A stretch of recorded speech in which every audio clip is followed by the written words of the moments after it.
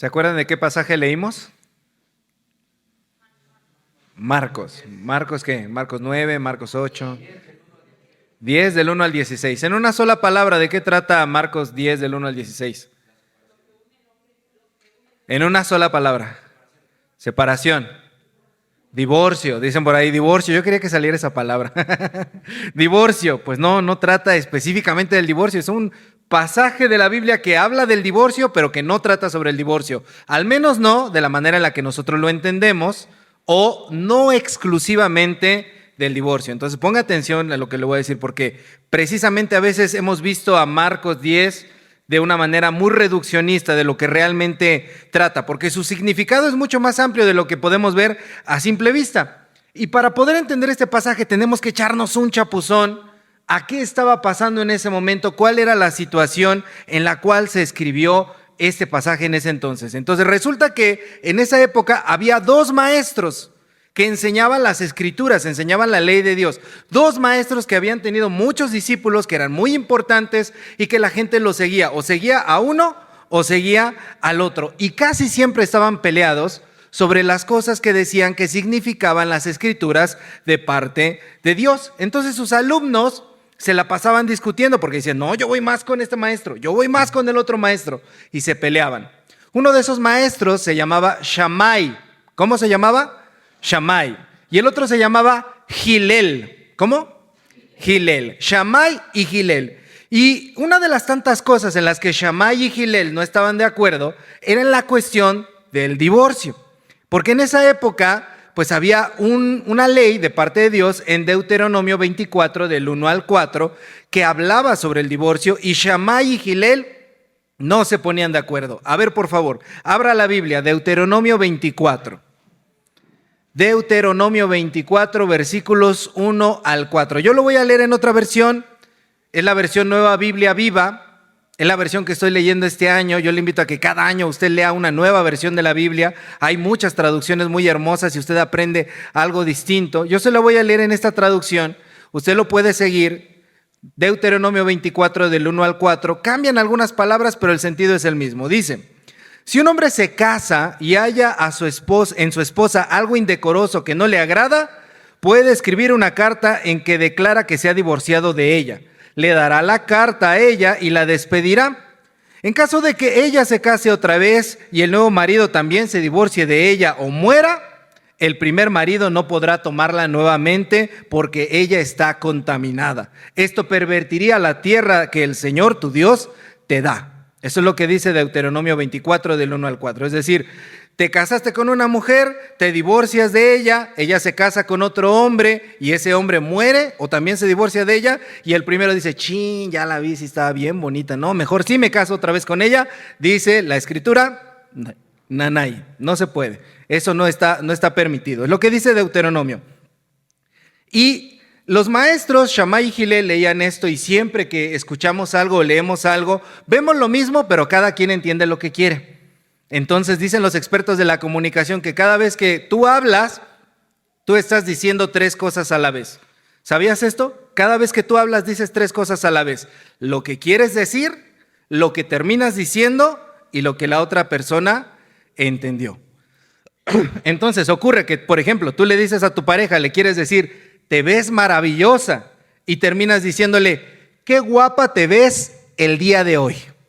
¿Y qué es lo que ella entiende? Ah, entonces los otros días no, entonces los otros días estoy horrorosa, tú no me ves guapa los otros días. Y ahí que Dios te ampare y te libre, porque querías decir una cosa, dices otra y se termina entendiendo otra absolutamente distinta. Por eso tenemos que poner mucha atención a nuestras palabras, y eso es lo que pasaba con las escrituras en aquella ocasión. Eso sucedía con esta ley del Deuteronomio. Decía algo sobre el divorcio y las dos escuelas, la de Shammai y Hillel, estaban peleadas sobre qué significaba. Shammai decía junto con sus alumnos, claramente el Deuteronomio dice que se puede dar carta de divorcio a una mujer solo en caso de inmoralidad sexual. Y los de Hillel decían, no. Ahí lo que la escritura dice es que uno se puede divorciar de la mujer en cualquier inmoralidad. Y a lo mejor puede ser inmoral la forma tan horrible que cocina esta mujer. Entonces ellos decían que te podías divorciar por cualquier razón, porque guisaba feo, porque te habló feo, porque se peinó chueco, porque se la pasaba viendo La Casa de los Famosos, porque no te echaba lonche, por lo que sea, te podías divorciar de la mujer. Y entonces eran dos interpretaciones muy contrarias allí. En lo que sí coincidían, Shammai y Hillel, fíjense, lo que coincidían era que decía, solo el varón puede divorciarse de la mujer. La mujer no se puede divorciar del varón.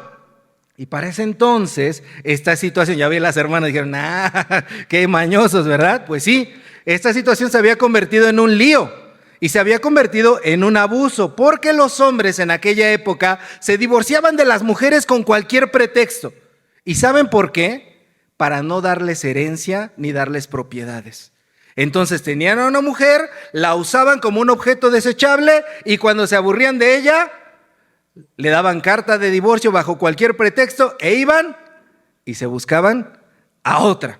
¿Recuerdan la mujer de Juan 4, la samaritana, que dice que había tenido hasta 5 esposos? Muchos pastores dicen erróneamente, es que era una coscolina, era una cascos ligeros. No. Las mujeres no podían divorciarse. ¿Quiénes se divorciaban? Los hombres. Entonces esta mujer seguramente era una mujer muy atractiva, que los hombres de dinero la querían tener, la querían poseer, se casaban con ella y cuando se aburrían de ella, la desechaban. Esto era la situación que estaba en aquel momento. La mujer era utilizada como un objeto desechable y las usaban con la bendición de Dios, con la ley de Moisés, o mejor dicho, con una mala interpretación de la ley de Moisés. Entonces, los varones hacían esto para no tener responsabilidades. Y por eso cuando llegan con Jesús a preguntarle esta cosa, es ponerle una trampa. Siempre querían ponerle trampas a Jesús. Y si Jesús decía, ¿está mal el divorcio?, Jesús iba a estar en contra de la ley de Moisés. Pero si Jesús decía, ¿está bien el divorcio?, Jesús iba a estar del lado de los de Hillel, que eran bien libertinos y decían, te puedes divorciar por lo que sea. Entonces Jesús muy inteligentemente dice, no, el problema no está allí. El problema radica en un lugar más profundo, más delicado y más importante. El problema está en la dureza del corazón humano. La dureza del corazón humano causa no solo divorcios, divisiones, rupturas, abusos, causa injusticias. Y Jesús dice, ustedes con ligereza echan a una persona a la calle y la convierten en un objeto sin preguntarse, esta mujer, ¿qué va a comer? ¿Qué va a vestir? ¿Qué va a calzar? ¿Dónde va a vivir? ¿Qué futuro le espera? ¿Qué seguridad social puede tener esta mujer? ¿Qué seguridad económica puede tener? Era una sociedad que no se preocupaba por ninguno de estos aspectos. ¿Le suena familiar? Una sociedad en donde nadie ve por los derechos mínimos de las minorías vulnerables, de los sectores más oprimidos de la sociedad. ¿Les suena eso? A mí sí me suena. Y por eso Jesús les dice, nunca fue el propósito de Dios desde el principio de la creación que fuera así, porque lo que Dios unió, que no lo separe el hombre, el humano. Pero se da cuenta que esto no nada más aplica a la cuestión de pareja. Es muchísimo más amplio. Está hablando en general de la humanidad. Dios no quiere que existan relaciones injustas entre nosotros. Y con cuánta facilidad hoy en día las personas dejan en la calle a otro, atropellando sus derechos injustamente. En las mismas familias, las peleas por las herencias hacen que los hermanos se vuelquen contra los hermanos y digan, yo tengo derecho.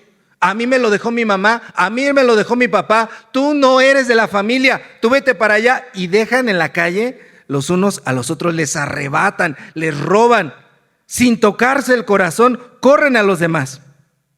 ¿O cuántas veces hemos visto abusos en la sociedad hacia las personas de la tercera edad que nadie visita, nadie se acuerda de ellos, nadie los acompaña y ahí están en el total abandono y en la soledad? Y se las tienen que arreglar como ellos pueden sin que su familia los esté protegiendo. Como dicen, un padre puede proteger a decenas de hijos, pero decenas de hijos a veces no pueden proteger a un padre o a una madre. ¿Cuántos abusos en contra de las mujeres? ¿Cuántos abusos en contra de las niñas, de los niños, de los padres solteros? Yo creo que si aquí nos ponemos a intercambiar testimonios, todos podríamos contar al menos una historia de un conocido, del primo de un amigo, como dicen, o de nuestra propia familia. Y por eso les digo, este pasaje no habla solamente del divorcio, es muchísimo más amplio que eso. Está hablando de lo podrida que está la sociedad, de lo rota que está la sociedad, que hasta con argumentos legales puedes dejar en la calle al prójimo y quitarle su patrimonio. ¿A cuántas personas no les dicen, les vamos a quitar su casa, los vamos a echar a la calle porque por aquí va a pasar la nueva carretera?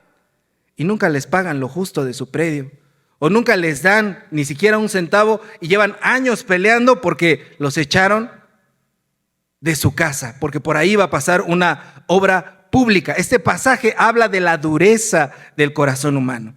Y eso se refuerza cuando vemos los versículos 13 al 16. Por favor, ponga su mirada ahí. Marcos 10, versículos 13 al 16. Lo curioso del día de hoy es que esta lectura va junto. No se acaba en el 12, sino que va del 13 también al 16. Y ahí hay otro tema. ¿De qué está hablando allí? ¿Sobre quiénes está hablando? ¿Sobre qué? Sobre los niños. Y aquí vemos también otro maltrato hacia otro sector vulnerable de aquella época: las niñas, los niños, las infancias. Los discípulos, los mismísimos discípulos, cuando los niños se quieren acercar porque los papás los llevan para que Jesús los toque y los bendiga, ¿qué es lo que hacen los discípulos?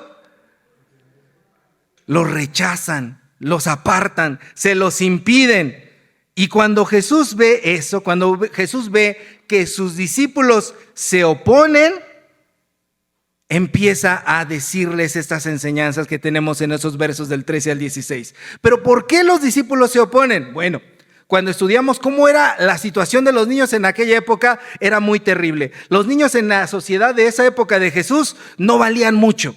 Valían menos que un cacahuate, no eran humanos, eran infrahumanos, no tenían derechos ni se les daba la protección que hoy día consideramos son los derechos básicos de la niña y del niño.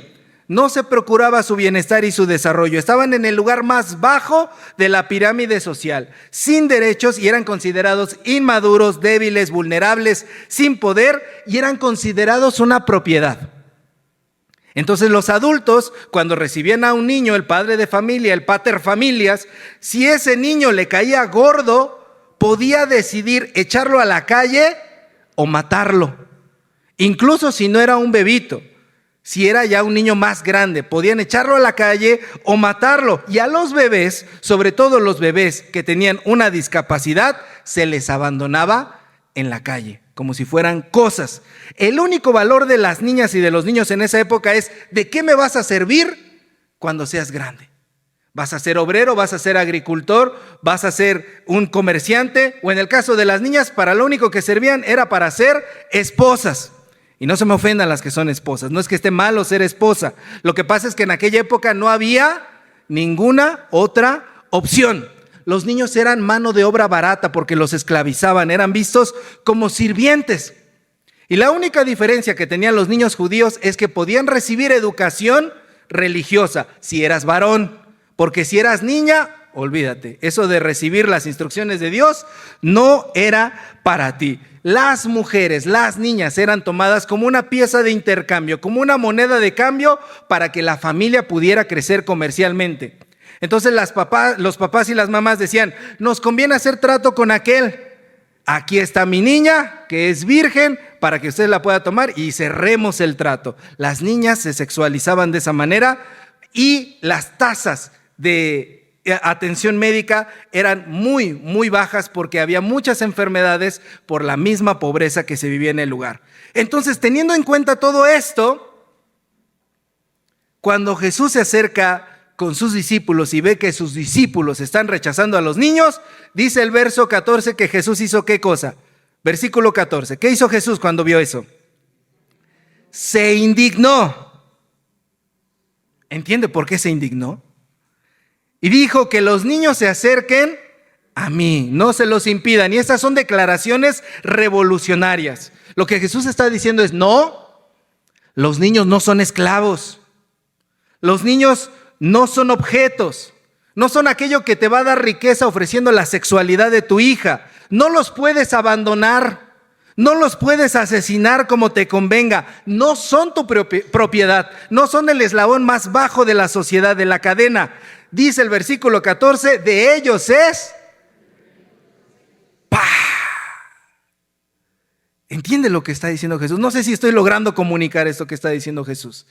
Es revolucionario lo que Jesús está diciendo aquí. Y sigue Jesús con estas declaraciones. Dice, los niños no son un ser ignorante, no son un ser débil, no lo puedes someter a tu antojo y a tu parecer. Al contrario, tú los ves acá, pero ellos están arriba porque son un ejemplo y son un modelo. En el versículo 15 dice, el que no reciba el reino de Dios como un niño, no entrará en él. Los niños son el modelo de la sociedad y los niños son el modelo de cómo los que decimos tener fe debemos comportarnos. Segunda declaración fuerte de Jesús. Son el modelo. Y tercer cosa escandalosa que hace Jesús. Totalmente antisistema. Jesús toma a los niños en sus brazos, los bendice y pone su mano sobre ellos. A los niños no se les golpea. A los niños no se les esclaviza. Sus cuerpos no se sexualizan, sus cuerpos no se maltratan, sus cuerpos no se abusan, sus cuerpos se bendicen, se cuidan, se protegen, se aman con el amor de Dios. Y por eso Jesús los abraza de esa manera. ¡Pah! En esas dos intervenciones el maestro amaneció bravo ese día. 2 intervenciones y ya denunció lo rota que está la sociedad. Y nos ha hecho ver nuestros errores y nuestras formas de relacionarnos. Y nos ofrece alternativas de cómo reconstruir el tejido social. Que las relaciones dejen de ser injustas, que dejen de ser opresivas, que dejen de ser violentas, que dejen de ser abusivas, que dejen de ser destructivas. Que dejemos de desinteresarnos por los sectores más en riesgo de nuestra sociedad. Que dejemos de justificar actos inhumanos porque son legales. ¿Nunca han vivido una situación de esas? Se realizó porque es legal, pero era totalmente injusto. Lo legal no siempre es justo, no siempre va casado una cosa con la otra. Entonces Jesús no solamente está hablando del divorcio, no está impidiendo solamente el divorcio. Lo que está diciendo es no deben existir relaciones de abuso.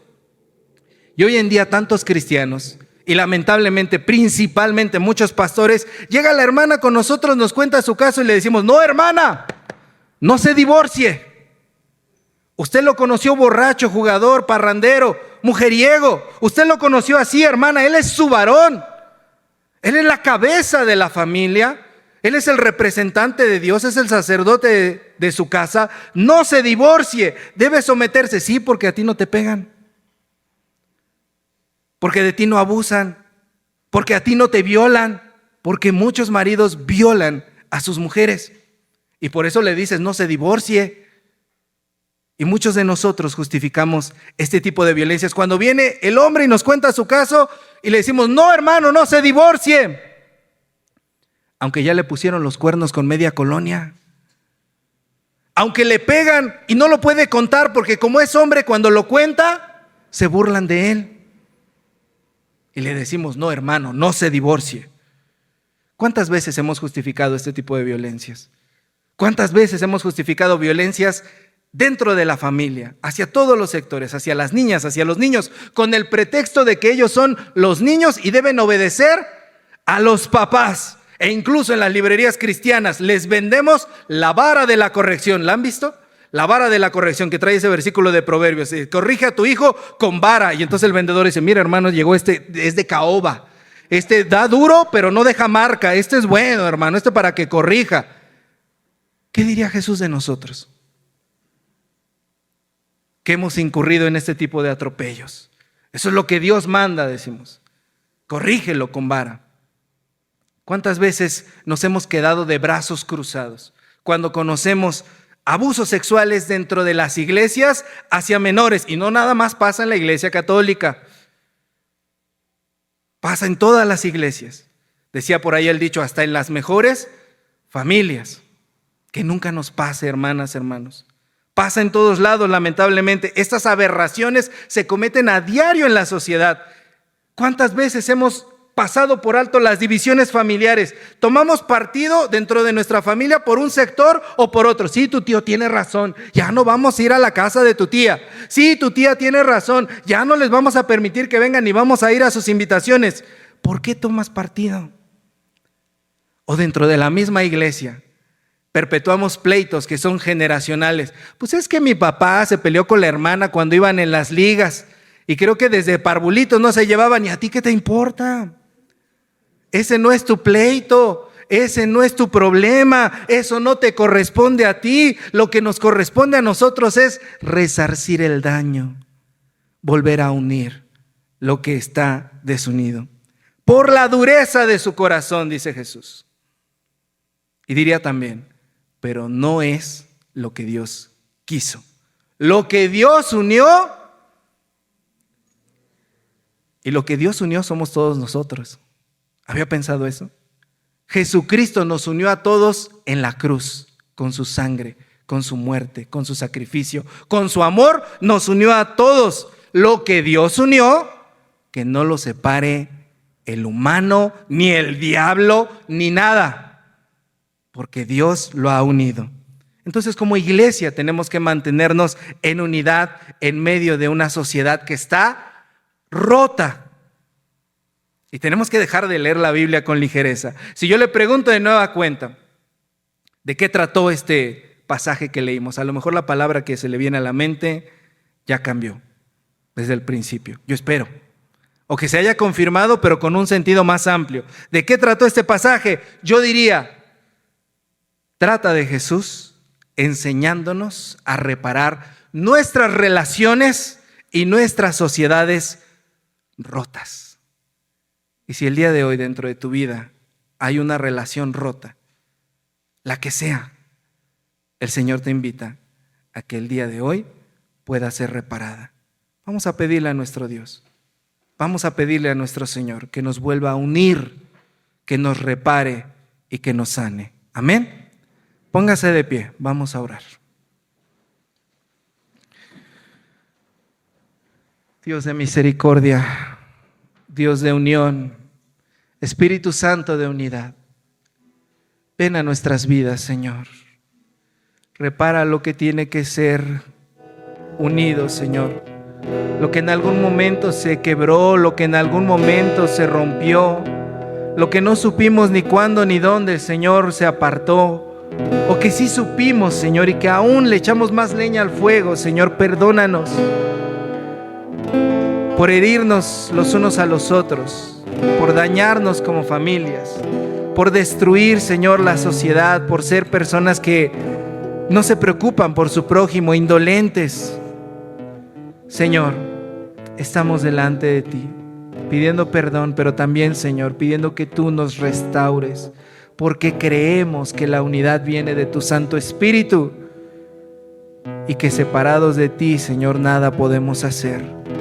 Yo soy la vid, ustedes los pámpanos, dijiste, Señor Jesús.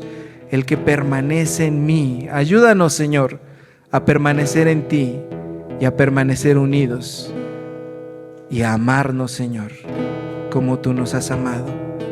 Creemos que en esta hora, Señor, tú restauras a nuestra familia, a nuestra sociedad y las relaciones que nosotros hemos roto, Señor. Y danos el valor de dar el primer paso que se necesite, Señor, para esta restauración.